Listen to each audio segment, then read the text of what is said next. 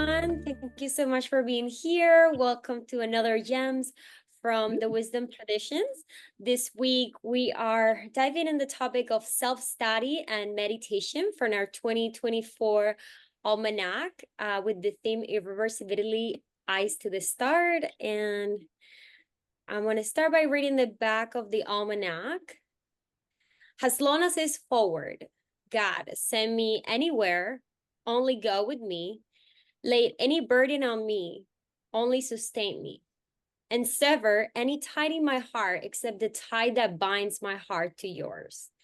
If you have men who will only come, if they know there is a good road, I don't want them. I want men who will come if there is no road at all. I will go anywhere, provided it be forward. David Livingstone. So that was the back of our almanac. Today, our presenter is going to be Sarah Hodges, speaking from the tradition of the arts and the sacred.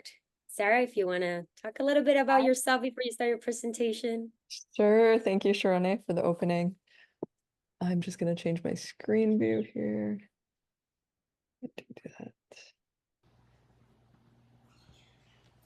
Hi, everyone. I'm Sarah Hodges. I am speaking from the arts and the sacred tradition and how those two traditions merge. I have a background in fine arts and classical painting and also in dance and photography, so a variety of the arts. And I want to open with a visualization that we do at the beginning of our dance classes, trainings, performances. And it's a style of contemporary dance, but there's an element of meditation involved in it. So if you want to join me, you can close your eyes. And if you've never done visualization before, you can think of it as a playful exploration.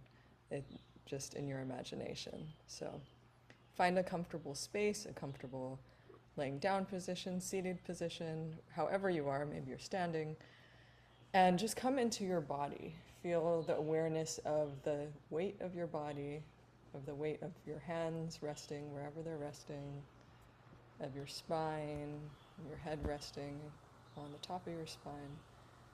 And this is our placement. So once we're placed in ourselves, we'll begin the visualization.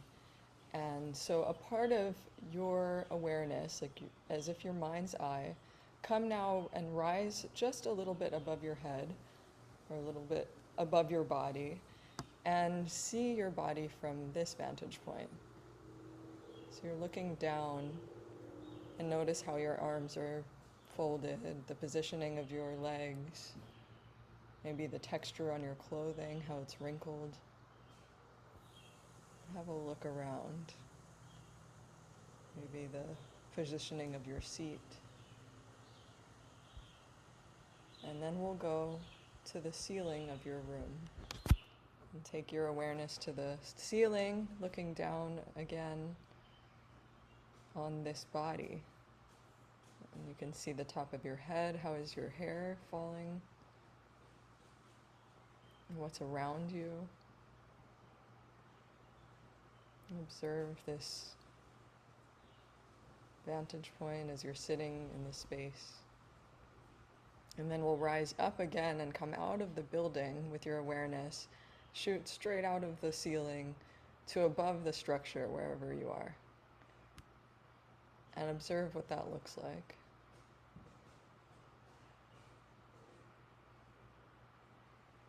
Notice what's around.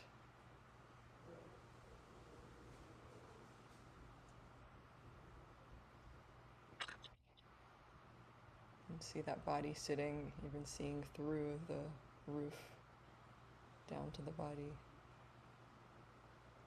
And then we'll shoot up again above the city, whatever city you're in, and bring your awareness looking over that city, where that body sits and all the city around it.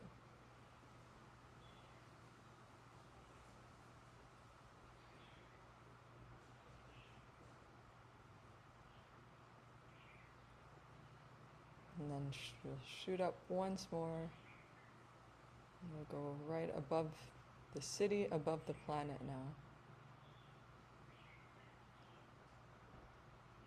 You can still kind of see that point where that body is sitting, where your body is, but now you're all the way up just above the planet. And how all the little pieces interrelate, and everything around this body that's moving, the many lives.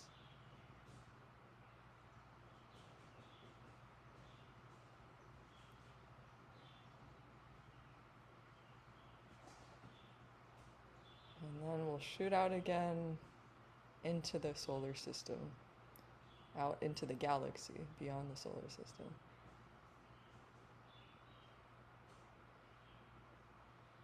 And somewhere down there you can shoot straight back and there's a body sitting in a room, in a building, in a city, on a planet, in a solar system. You can look from the galaxy. And with your mind's great imagination, you can see a line and all the things in between, this point of a consciousness, awareness, and this body, the physical body.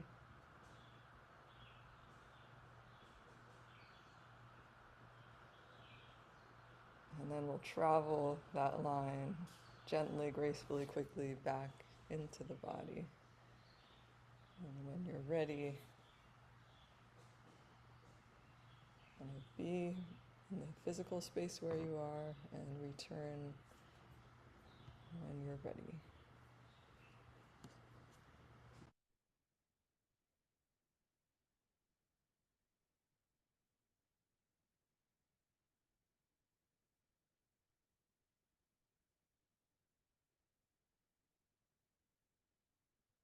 And you can open your eyes as you feel. Welcome, Mary.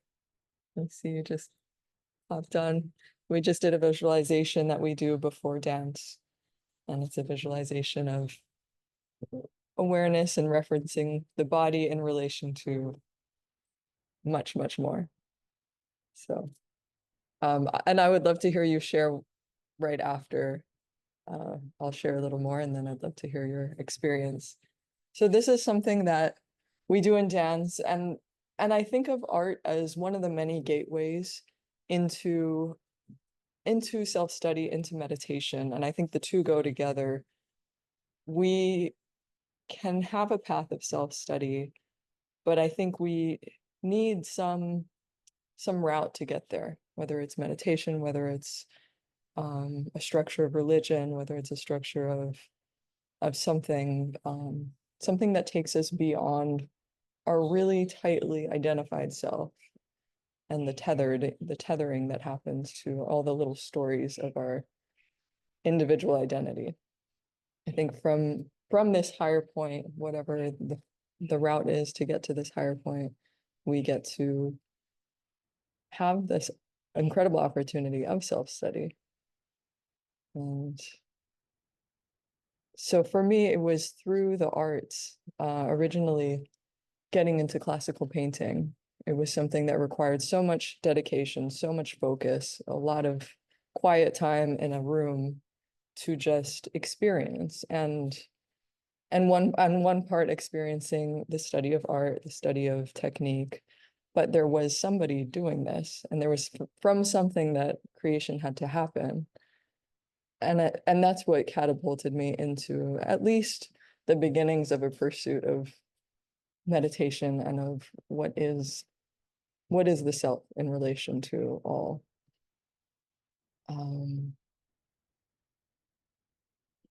Yeah, so I think meditation has been a powerful tool to rise above any grasping, any smaller sense of self, and from there observe and take stock and assess what is going on.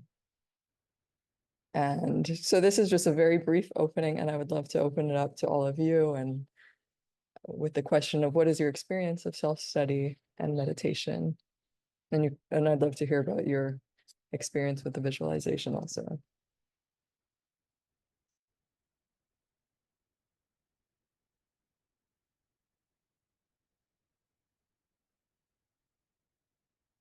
I see you in thought, Bob. Do you have something you'd want?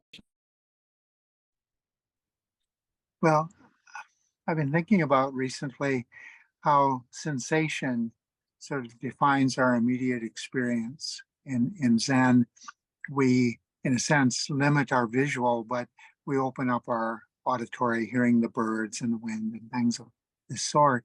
Um, in the visualization practice you just gave us, it was interesting to kind of start with that. And as we went up, uh, experience either visually or in some other way the connection between things, um, that would get, I guess, in what I would call the transcendent. In other words, beyond the senses. Um, in Zen, we call that sitting, and all of a sudden the bucket breaks through and everything flows openly without that kind of association of I'm hearing the birds singing. There's just a transcendent experience. And that strikes me as very interesting because it's not easy to experience that transcendent. And as you explained, it could happen through art. I think for me, it happened more through nature, just at some point reaching beyond just seeing what was there to um, the sublime or the sacred.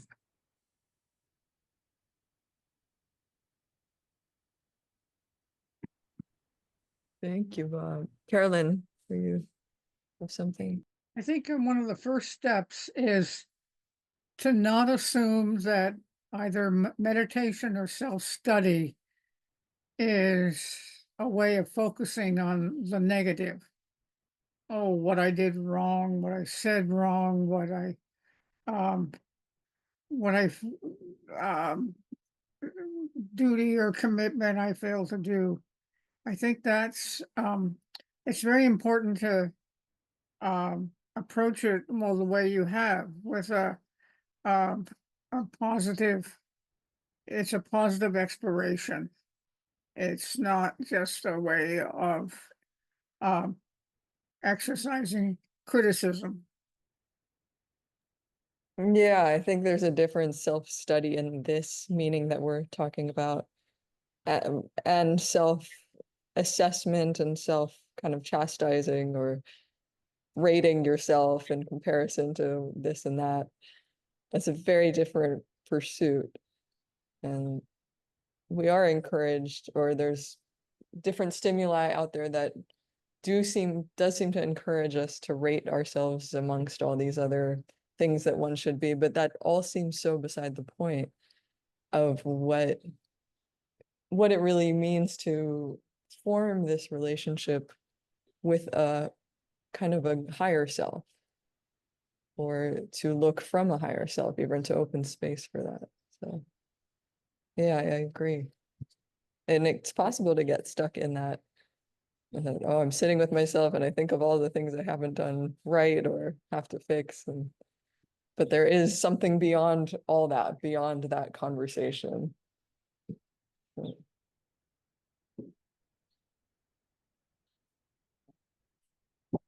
Mary, do you have an experience with this you'd like to share? Aloha, everybody. I'm sorry I came in late. I just came from a Christian retreat. So my mind is, it was the music is what just calms me and draws me in. But the little portion that I got of what you were telling people is that we need direction. It doesn't matter, how long we've been studying whatever we're doing. We need basic directions. And I agree with Carolyn. It should be positive, not negative. And yep, it's just ongoing. We never stop learning. We never stop finding new things about ourselves. And if we can find new things about ourselves, then I think we can be loving and compassionate with others, because we're always going to be around other people. It doesn't matter, if we've got a family, we're going to be with people, and each individual is different. And to just help to realize that everybody's situations are are changing too. And if we can just be kind and to ourselves, and then we can be kind to others. Amen. Amen. Thank you. How nice to just be coming from a retreat. Sounds wonderful. Yeah, I agree. I think direction is so important, and having discernment to know what direction is right for you and at what time, all really important. And I wonder if at a certain point in self-study, we almost have these two ways of understanding, or maybe many ways, but understanding that there is this kind of smaller, we could say smaller S self, where it's me and the relationship with the identity of self that I've been taught from when I'm young, and then how this references others. And then there's, to me, I think of it as kind of this bigger, the higher self, that it's no longer so stuck in identity and identification and even this little box of self, but it has to do with unity, and it has to do with the whole. And we are not, unless we are not an I really, unless we're a we. There's something about a collective and how we connect that creates this, creates this whole reality, and maybe so much more. So yeah, there's, I think, a magic in that, being able to see somehow the self, that it's greater than a box of an identity, that there's some magic of how we come together. David, and your cat's tail, would you like to share anything? I'm not sure what she's trying to tell me when she sticks her butt in my face.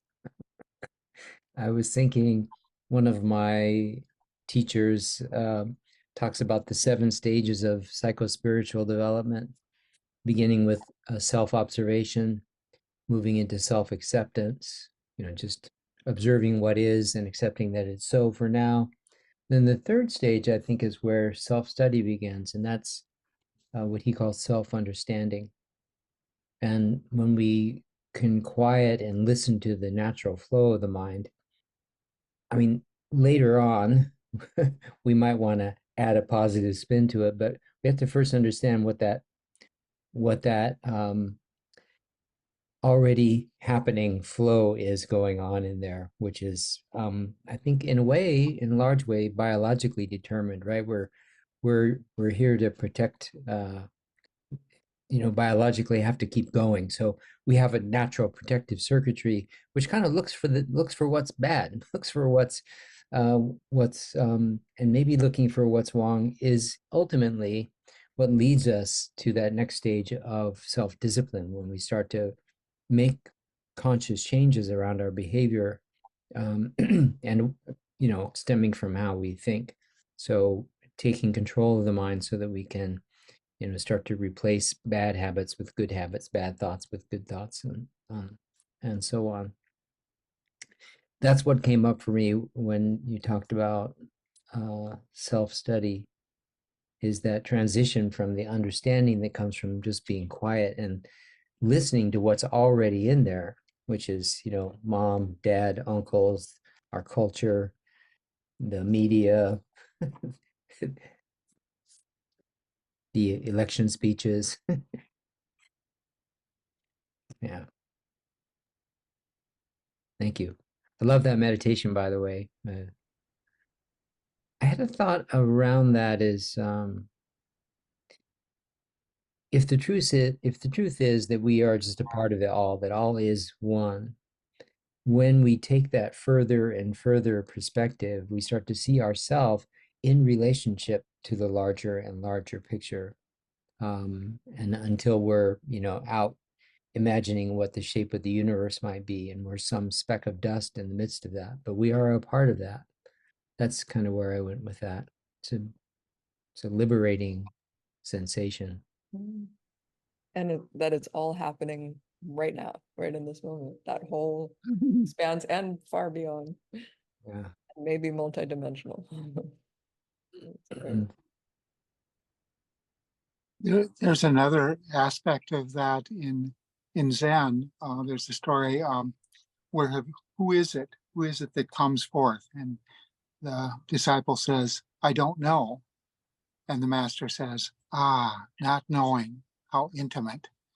The whole sense of I don't know, it takes away that intellectual, I'm investigating, and usually it's an it's a dualism.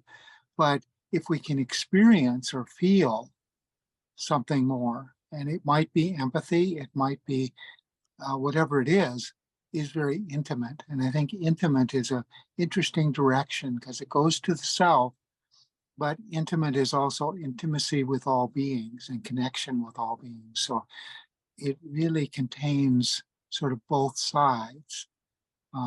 It's I, but it is, as was already said, definitely we. There is no I separate from the we or from all beings. That's a cool answer. Mhm. You start touching the deep unknown. Yeah. Renée, you have some thoughts? Yeah, I was just thinking how contradictory was for me, not contradictory, but like funny, the self-study and the meditation, because when I think about self-study, I think of looking deep into something and reacting to it, right? Like finding some understanding of it. And when I experience meditation, I'm pulling away from that. I'm just becoming so present with everything. So I almost lose that aspect of self-study. And I could see the two playing a role during your meditation as I was like witnessing myself getting farther and farther from me, but also having more stimulation of the things around me, right? Like imagine yourself in this room and then on top of your house and so much information, yet trying to keep myself in that meditative state when I'm one with everything. So I just been thinking about how those two are together in this topic, but how in a way they are the opposite. I think the more we self-study, we become aware and so conscious of things, the less in that meditation space we are, right? At least the kind of meditation that I like to practice, which is Zen, being present with everything. Yeah, I understand what you're saying. I see both possibly happening at the same time, that it's almost coming far beyond the smaller identification self and totally present into this just spaciousness and not being tied to that identity. But from there, we know for most of us, we're going to come back to this identification self and have to deal with our lives to be able to see from that place. And it can be a tool, I think. Or maybe it's right after a practice of meditation, of taking the time to really see and observe and come to deeper understandings of, oh, why is this pattern there? Or who is the one doing all these things that I am doing? It can be worked both ways. I find it so fascinating that each person we are amongst and are with has this massive inner world and this relationship with self. And we hardly ever, we don't relate from that point, really. We relate from, okay, here's my identifying self and here's your identifying self. But there's this whole world and how a person feels with themselves and how what they're dealing with within themselves. There's just so much there. That I was talking to a friend the other day. We're saying, yeah, I don't know if there's anyone who has a really comfy inner life. Maybe there is. Does anybody have a really like it's just so easy all the time in me? And yet we walk around the world and we just kind of have our ways of dealing with that. But when we're really still in that intimacy, maybe there really is this deep unity because we have a whole galaxy inside, but we're not alone in that. We all have that. Well, meditation has a connotation of steadiness, persistence, staying focused for indefinitely or a long time. And I wonder if that's a hindrance, so to speak. That because we tend to think, well, we get somewhere if we think about things somewhat quickly and can handle you might say mental motion. So what do people think about that? Um is that the essence of meditation, that it puts us in a state of consciousness that is ongoing, so we don't have a lot of changes in what we're focusing on? Or is that going to, you know, that we don't want that? Do we want continuity in consciousness, and for how long? Or is that going to get us stuck? Because you sometimes hear that if we focus too much on some one thing, that's actually going to put us into a state of consciousness that's even dangerous, because we're too focused. We're too, we're just too focused, and we don't have a facility of staying, of moving on. Is there moving meditation? I think if Renee was here, she would jump hooray and say, yes, there's moving meditation, and it's something she's very dedicated to. But on that, I think it's challenging because we have these ideas of the practice of things. I think meditation as a practice is different than maybe what we might call the state of meditation. And so there's the practice of it, and you might come to a practice every day and sit and just be available. If this actual state of meditation arrives or not is its own matter. And it's also challenging, I think, without the actual teachers of these traditions. We have writings from the Buddha. I think of meditation, the practice, differently than I think of being in meditation, is almost like being in the nectar of aliveness, that it's a state of being, and it's very different from the practice of preparing my senses for this possible state of being, which may come or may never come.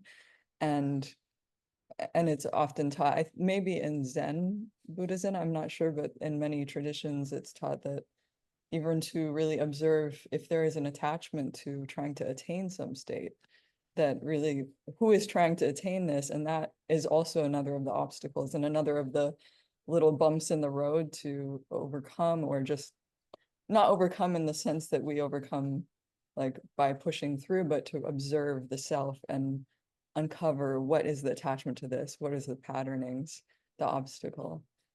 And so I think there's two different things, and the practice, the discipline of meditation is nuanced, I think, also. And someone might say, oh, it's about just focusing on one spot on the wall or whatever it is on your mind or something.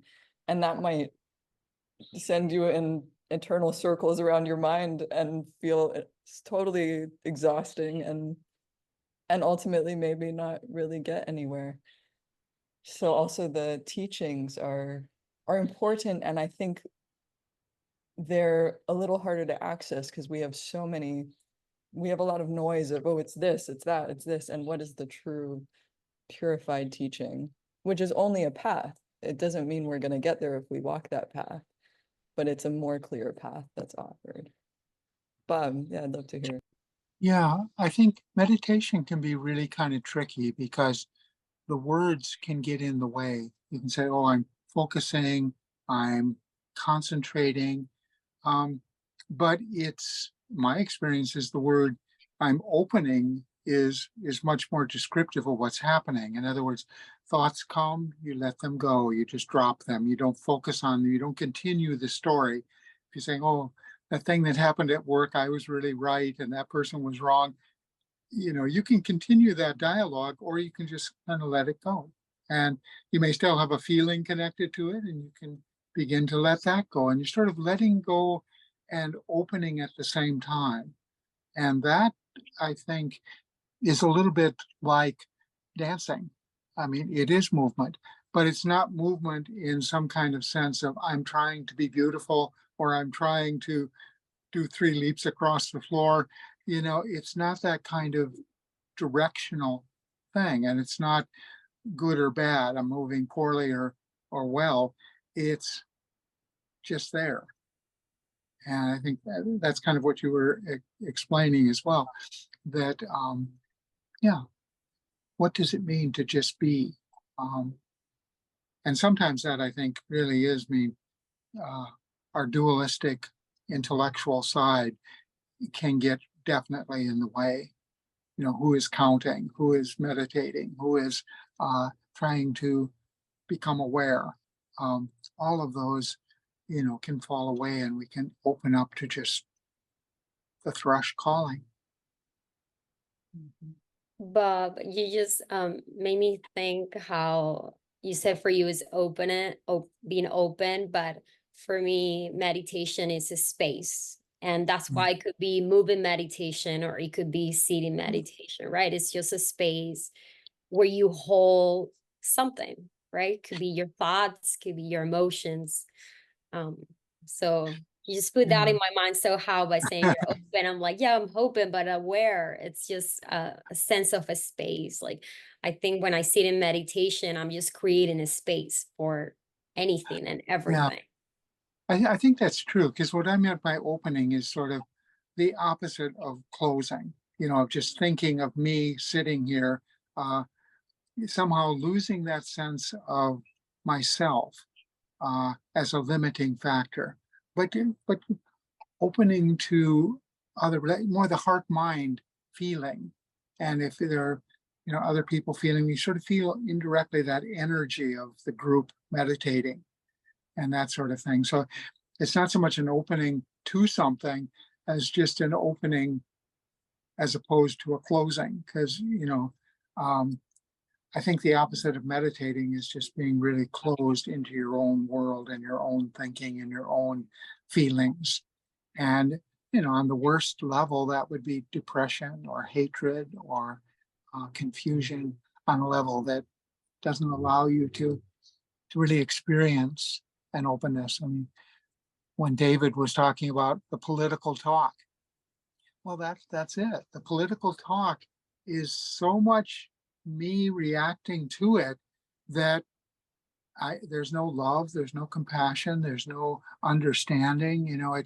It's very hard, because the other side, my experience of political is they're pushing your buttons, and we all have buttons, and we know that if they're pushed, it's like somehow recognizing that and say, well, why are you pushing my buttons? They always do the same thing.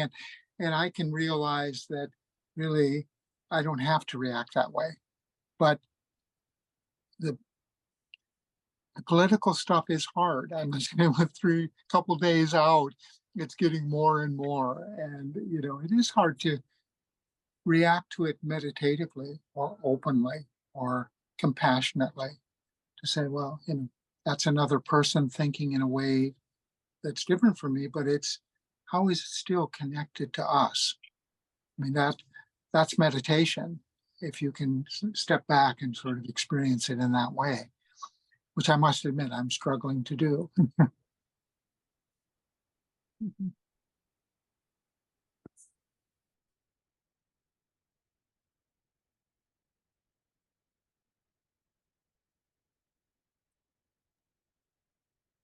I think And when yeah, I go ahead. hear about all the various forms of even the various, when you get into samadhi, there's various forms of samadhi, and I think I'm I'm so far from understanding that. Like even just to have my mind quiet and to dissolve into the moment, for me, that's pretty much bliss. When I disappear, I think that you were talking about dance. There's that, I don't know where it came from, somebody's poem or something about when the dancer becomes the dance.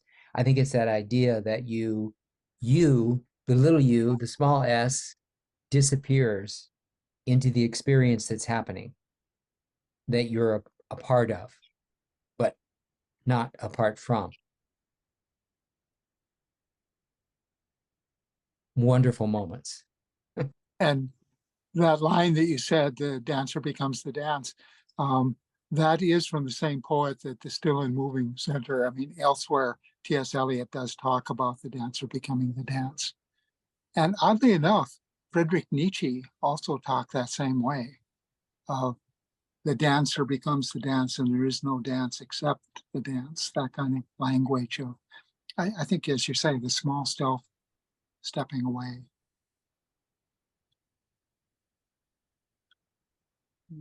I think it's similar for musicians who say, I didn't write that, it just came through me. Yeah, it's like you step aside and it comes through. You happen to be an instrument in that moment for the right notes to be sung or keys to be struck, or yeah. And that's true for composing, but for me, it's also true for listening. I mean, at some point, some music, all of a sudden, you're no longer a small self. You're right there in the experience itself of that moment of music. Somehow we're all tuned to this, to be so much and enjoy it so much more when we're out of the little me and in something bigger. That there's this natural compass that's orienting us towards that or wanting that. And it's so uncomfortable when we're far from that. It's a state of depression or that sort of thing. So there's this very innate orientation. Yeah, and it can come in different ways. I mean, Thoreau, I think, focused on being in nature, and then he would love to express and share those experiences when he fell away. And it might be listening to frogs peeping. I mean, he had it there. He had it watching wider striders on the surface of the water. I mean, it came when it came, and he could never predict it. Yeah. Mm.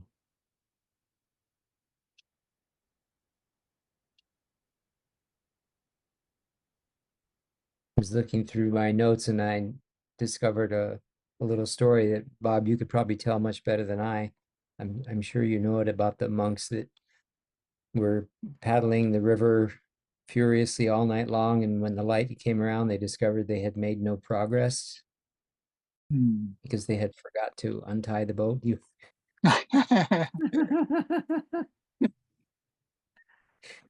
I think of self-study as maybe that untying of the boat, the preparations that are necessary so that you can make progress. Is there more to that story that I may have? No, I don't know much more about that story than that. A kind of related thing, though, is Aiken Roshi, in my tradition, gives the story of some people who are out on the ocean and they kind of get lost and they run out of water and they can't drink the salt water.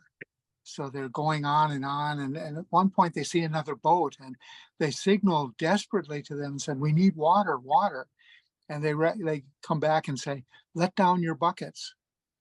They'd gone into the Amazon and the water was fresh, but they couldn't see the shore. The Amazon is so huge, but the water was there. They just didn't know it.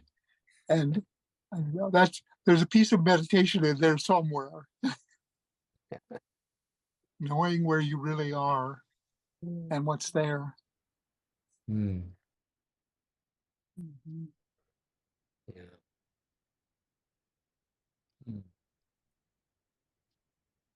When I first approached meditation, and probably around 16, I found the teachings of Ramana Maharshi, and he's an Indian sage. and his main teaching is self-inquiry. And so it's you sit, or whenever you're able, you inquire into, who am I? What is, and who's asking? And kind of like the spiral of how many layers you can go into that until at some point there isn't that self. There's something mysterious and something vast, and maybe a deep intimacy also. Mm. But in Zen, and I think other traditions too, they say, what is your true self? What is your original self? What is your self before your parents were born? Self is interesting in that regard of, can you ever really know it? And what is your true home or your true self, which I think in Zen at least mean the same thing. I don't know if other traditions refer to that originality or original self. That's certainly Patanjali's Yoga Sutras refer to right within the very first three sutras, where he sort of defines the mission statement: to quiet the mind so that one might know one's true self. But I was thinking when you said that about the idea that we've mentioned a few times here about letting go, because I don't think the self with the big S can even be conceived of in the conscious mind, by the small self. And all of this thinking, wondering mechanism that we've got going on, all of our curiosity and all of our study, can't possibly conceive of the self. This has to be shed so that one might just merge into the experience of the self. And then hopefully you get a little glimmer that you can bring back when you're back here in this, and understanding the nature of one's true self being connected to everything. Maybe one becomes kinder and gentler. One hopes. Does that mean that meditation is something that must be done in silence, because language just mucks everything up? And so we just and we're trying to find the meaning of a term, what's truth or something, and it isn't helpful. But yet if we stay too silent too long, we may actually kind of go into a static state of consciousness. So, I mean, can people meditate? Let's say if they were having a conversation and using language, that's just not going to enable one to enter and stay in a state of meditation. I think it's important to recognize that that the distinction you're making is not between meditation and silence. It's probably between meditation and thinking, or, through that part of trying to understand something, because silence is not there at all. I mean, I think you can experience it by hearing things, but also you can chant. You can do sound meditation. You could sing. There's nothing that makes meditation silence. I mean, it's oftentimes done in silence, but sometimes it's a guided meditation. Sometimes it's a chanting element. There's nothing that disconnects meditation with sound. And in some traditions I'm aware of, the sound current is actually subtly what you're identifying with. And so to open up is to experience the truth, the sound. Yeah. But thinking, I think, as you say, thinking about it and intellectualizing it probably does get in the way, because thinking is so dualistic, and language, especially the Western language, always means there's a subject and an object. I mean, I think it's really interesting that Chinese and even Japanese don't have a sense of I it in the language. There's much more of it. There's many more verbs than there are nouns and subjects and objects. And singing would be a verb. Meditating would be a verb. And whether I'm doing it is probably outside real singing. When I was a little kid, I used to love to go outside and crawl up on the oil barrel and just sing. And neighbors would say they found it interesting that I was out there doing that, but I didn't have any friends around usually many times, and just singing became a joy. And not a lot of intellectualizing or worrying or anything, just making up songs. Mm. I was reminded of the whirling dervishes. They're certainly in a state of meditation, and they're whirling. I think there's a notion, well, certainly in yoga, we talk about abhyasa or repetition, and that repetition has that quality of kind of maybe erasing eventually. But just to reflect back on Carolyn's comment, I think silent meditation may be the hardest form. It's just much easier for me to clear the mind if I'm busy doing something, particularly if it's repetitive. Mary, is there something from the Catholic tradition of something like God creating man in his image that guides this idea of what really is kind of a higher self for us? Nothing that I have studied. I just, whatever readings there are from the Gospels and from other texts, that yes, we were made in the image and likeness of God, and that our home is eventually with God, and how we do stray, from Adam and Eve deciding they wanted to not just to be with God, but to be a God. And so it's been constant battle, because we have our self that we want to think about, and then we also know that we can't do everything. We're nothing. We're just we're dust. We're specks of,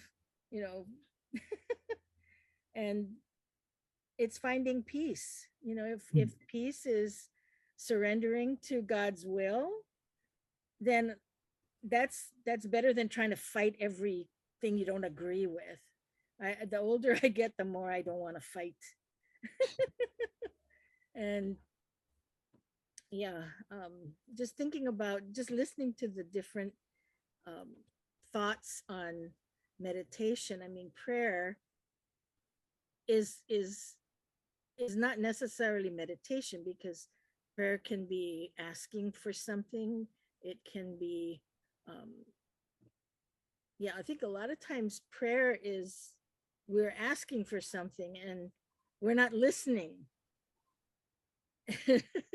we get messages all the time, and we don't listen. And in the silence, I have had little message like, yes, talking about politics and stuff. What we have been told is to choose the lesser of two evils, but then everybody's evil is going to be different from the other person's evil. And ultimately, we don't have any control.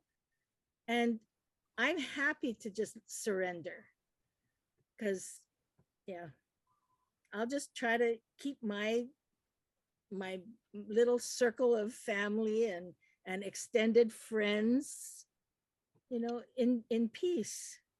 And so I don't know that answers your question, but Yeah, I can see a lot of parallels in that.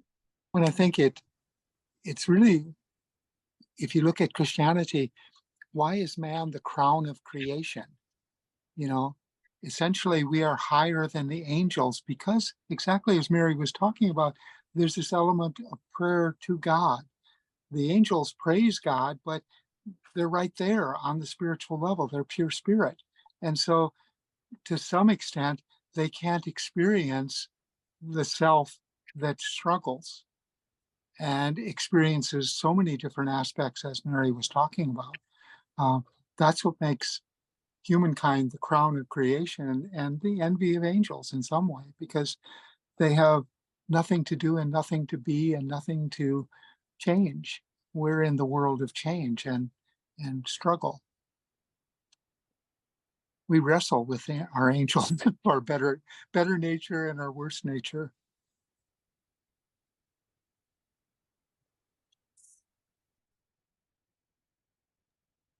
Yeah, I do feel that the fact that in any self, it's most likely never just all comfortable.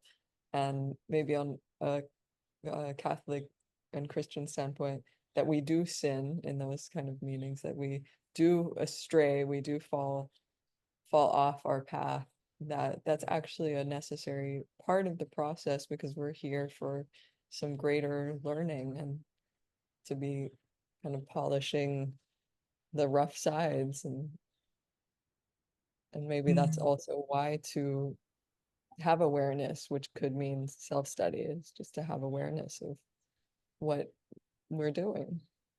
We need And sometimes, we look at ourselves and we know there's some deep hurt there, and we have to do some kind of forgiveness of other people and for ourselves. And maybe we have to do some kind of repentance. Okay, I was a little wrong there, and I need to be aware of that. And those kinds of elements really become part of compassion and love, loving yourself and others.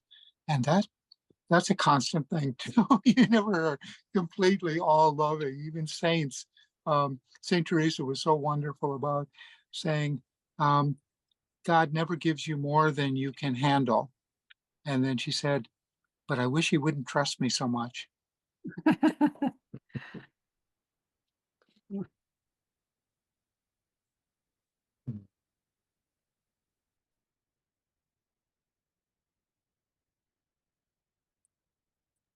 there any last thoughts before we wrap up in 5 minutes?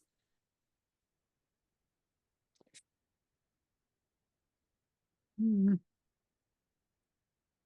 Well, I would personally close with a thank you for giving us the opportunity to think about things that we shouldn't be thinking about, just experiencing. I don't know. Yeah, we were doing what we were just talking about.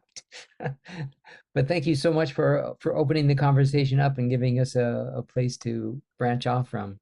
We appreciate you, Sarah. Thank you, David. Thanks for all being a part of the conversation. Yeah. I'll close. Yes, Yeah. thank you. Yeah, Thank I you. just wanted to say thank you again for stimulating our brains. I don't like to think very much, I just Just a like little. navigating through life, existing.